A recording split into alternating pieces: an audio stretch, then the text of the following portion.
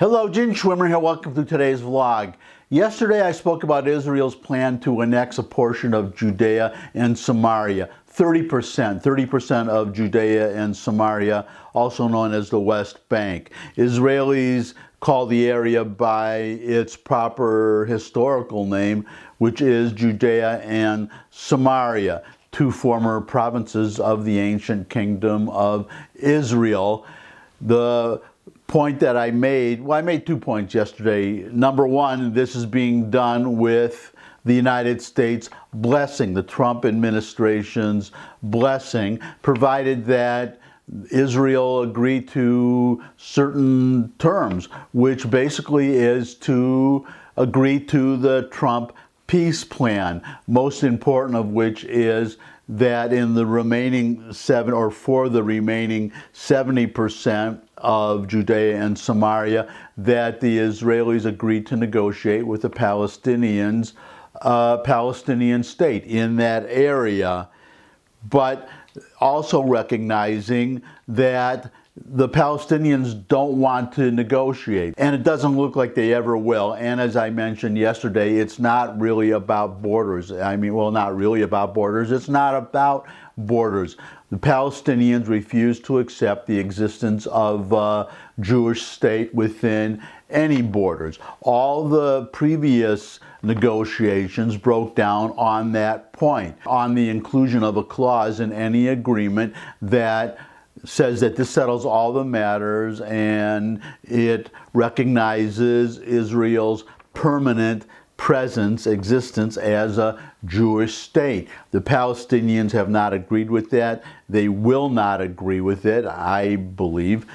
Well, they will agree with it if they understand that they have lost, that time is not on their side, that they will never achieve their goals. That's what is happening. That's what I argued yesterday, that by Israel implementing this plan, by annexing the land that they would get in any conceivable deal. I won't go through all the details. You can just watch yesterday's vlog and get a more detailed discussion. What I want to talk about today is that, let's start out with this headline. U.S. promise of Israeli sovereignty in Judea, Samaria enrages Palestinians. But just about everything that, not just about, actually anything that Israel does to make it clear that Israel is not going anywhere and that the Palestinians are not going to achieve their goal of destroying Israel, it actually has 3 parts. One part is flooding Israel with refugees and descendants of refugees from the 1948 war. There are about 2 million of them, over 2 million of them. So obviously that's not going to happen. The Israelis are not going to divide Jerusalem, forget about that, and they are not going to give up the Jordan Valley because, as I explained yesterday, that is the area between Israel and Jordan through which terrorists can infiltrate. Israel is not going to rely on the Palestinians to safeguard that border. So those 3 things will never happen. Therefore, the Israelis, with the United States blessing, have gone ahead basically to implement the Trump peace plan, which the so-called deal of the century, which envisions all of those 3 points not being fulfilled, envisions Israel annexing the land that, or keeping the land that it is annexing. Those are the areas where the Jews live. The areas where the Palestinians live would be left to the Palestinians. So, as I just showed you in that headline, the Palestinians are hopping mad about that, as they as they always are. But what is different now is you're not hearing anything from the surrounding Arab countries. On the contrary, contrast that with, some of you won't remember because you weren't even born then, but I was born way before then. I remember the 1973 oil embargo, and that embargo was because of the United States support of Israel in the 1973 war. The Saudis and, well, OPEC, this cartel, this oil cartel that we don't hear much about anymore because thanks to fracking they have no more power. Oil prices quadrupled almost overnight, but now they are not saying anything. Not only are they not saying anything, but look at this headline. This is the main thing that I want to talk about today, my main point. Saudi Arabia gives, quote, yellow light, unquote, to Israel. As families across Saudi Arabia wrap up their Ramadan feasts and settle in for an evening of TV under COVID-19 curfew, a new star-studded sitcom is moving the goalposts in how the kingdom presents Israel. In Exit 7, that's the name of this TV show, veteran Saudi actor Nasser Al-Kasabi plays Dukai, an older civil servant in the kingdom working to keep up with the changing society around him. The show touches on issues like LGBT rights, advocated by his daughter, to women holding senior positions in the workplace, such as Dukai's own boss. Let me just jump in here for a second because what I'm about to tell you about Israel, Saudi's attitude towards Israel, what you see in what I just read to you about Saudi TV tackling issues such as LGBT rights and women in the workplace, not only in the workplace, but being the boss of male workers, it shows how the Crown Prince is trying to modernize Saudi Arabia. That's part and parcel of this outreach, as you'll see, to Israel, because Israel has so much to offer. And, well, let me get back to the quotes. Let me just finish up the quotes and then I'll make my point. But the scene which has turned heads is the one in which the protagonist's father-in-law brushes off the taboo of doing business with Israelis. Quote, "You told him the Israelis are right and that you'll do business with them," unquote, demands Dukai in episode 3. Quote, "So what? So what?" unquote, the father-in-law Jabbar retorts in English, then in Arabic. Quote, "So what?" unquote, Dukai, who symbolizes a more traditional Arab generation, responds incredulously, eyebrows raised. Quote, "Yes," unquote, the character played by Rashid Al-Shamrani confirms, nodding his head and grinning. Quote, and this is interesting, pay attention to this. This is a character in a Saudi TV show. Quote, "Everything in our lives has revolved around Palestine. We turned off the oil for Palestine," he says, referring to the 1973 oil embargo when Saudi Arabia cut off supplies to the United States and other nations in retaliation for their military support to Israel during the Yom Kippur War.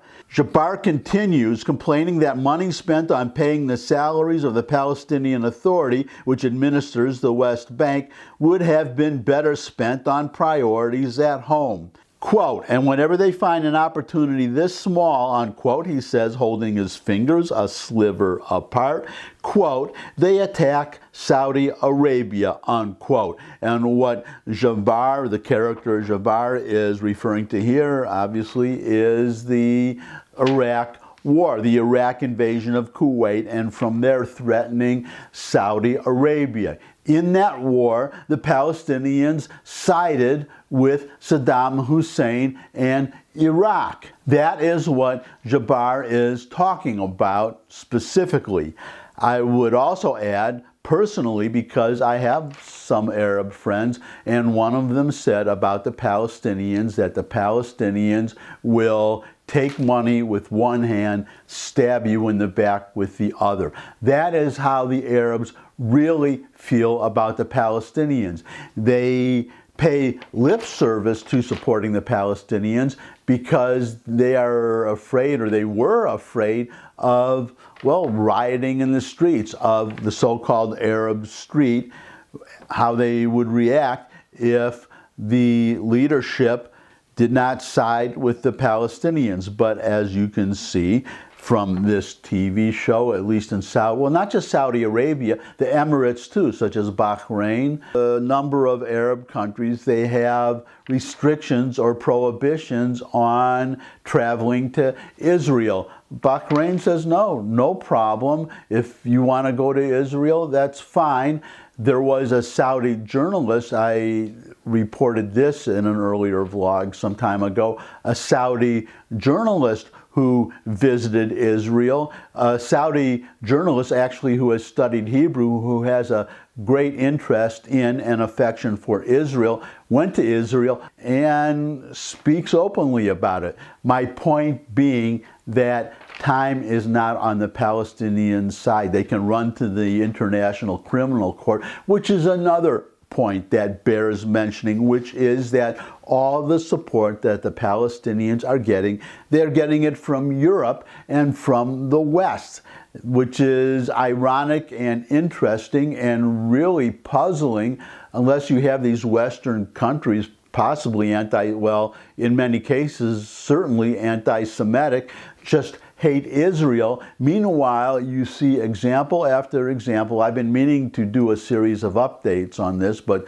there are so many new developments, I haven't been able to keep up with it. I'll try, maybe I'll do a series about this outreach to Israel in the Middle East, the changing attitudes towards Israel by the surrounding Arab countries. You could also, well, I could go on, but you see my point that the train, if it has not already left the station, it's on the way out. The Palestinians are going to get left behind.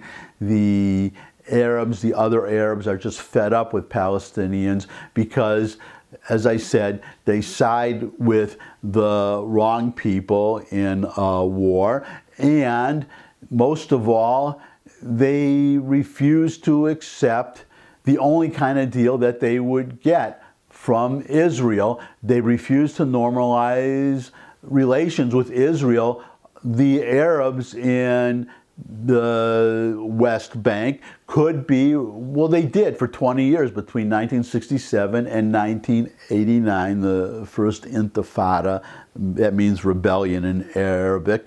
Before the PLO and Arafat came back, for 20 years, Arabs were working in Israel.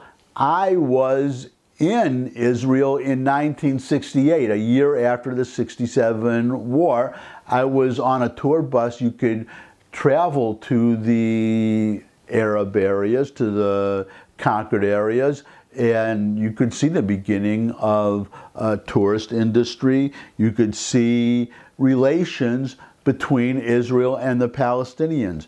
There is no reason that cannot happen now. You don't need a peace agreement to normalize relations. The Palestinians' refusal to normalize relations, to at least let the Arabs have jobs and support their families and not rely on foreign aid, that has nothing to do with an agreement. The problem is, this is how it does have something to do with the agreement, which is that if the Arabs, the Palestinians, are working and prospering and supporting themselves and their families by working with Israel, that weakens the Palestinian Authority, the leadership, who has this fantasy of destroying Israel. They don't want their own people to prosper. They want their own people to suffer and hate Israel.